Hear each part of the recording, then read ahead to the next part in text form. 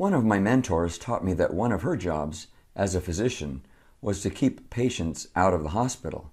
I have never forgotten that. In fact, I've adopted it for my own practice. I consider it a failure when one of my patients ends up in the hospital, because that means that as a team, we are not keeping him or her healthy. Of course, the individual patient has to do all the work. I merely provide advice and treatments designed to maximize health. With this in mind, I found the following article quite disturbing. The latest dirt on hospital cleanliness. How clean is the hospital environment? Recent study found that approximately 1 of every 25 inpatients developed at least one healthcare-associated infection per day. So consider, if you're in there 2 days, 3 days, 4 days a week, your risks of developing a hospital infection increase significantly. Hospital surfaces, floors, sheets, sinks, curtains, and equipment are all contaminated with bugs. Some of those bugs include MRSA, VRE, C. diff, which causes horrible diarrhea, E. coli, Klebsiella, Acinetobacter, Pseudomonas, can survive on surfaces for months. Here we see a depiction of a lot of the surfaces in a hospital environment that are contaminated. It's crazy. You can't touch anything.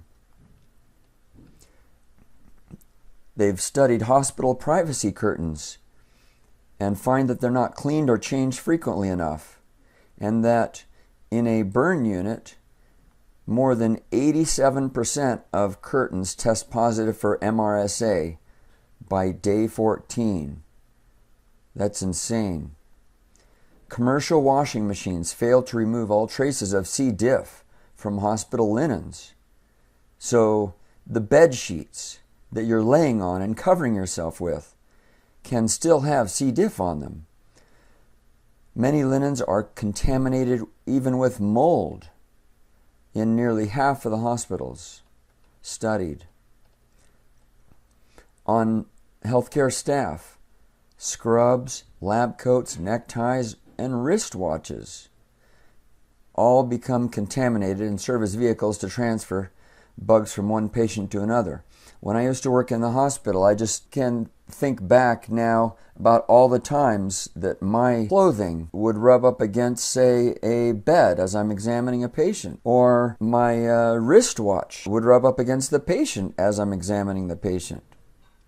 Duodenoscopes, so when you're doing a scope down the throat into the stomach and small intestines, have been found to harbor microorganisms, even after they were cleaned. Blood transfusions have been found to cause infections in the blood, which can be deadly, of course, in spite of carefully following all of the normal procedures and protocols. So they identify 5 different moments for hand washing in a hospital.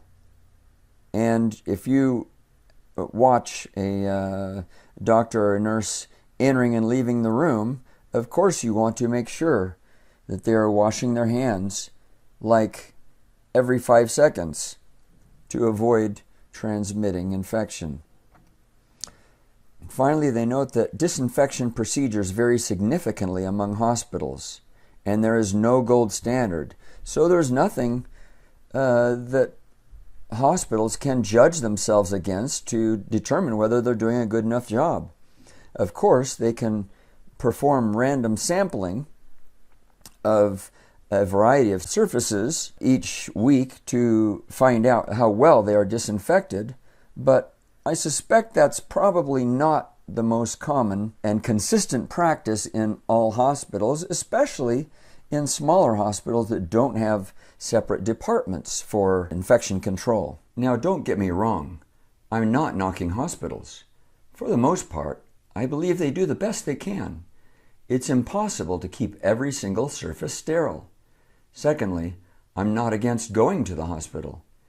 If you are on death's door, have chest pains, can't breathe, have bones sticking through your skin, or have some other emergency, you have no business sitting in my office or hanging out at home. Get to the hospital. Then do everything you can to get out as soon as possible. There is no question that hospitals bring people back from the brink of death on a daily basis. We are all grateful to have them when we need them, but our goal is to be so healthy that we never, or only rarely, need them. The hospital is just like the fire department. We are grateful they are there for us, but none of us wants to be the one to give them practice. Let them practice on dummies instead. This is Dr. Ray Andrew, doing my best to keep you out of the hospital. Thanks for listening.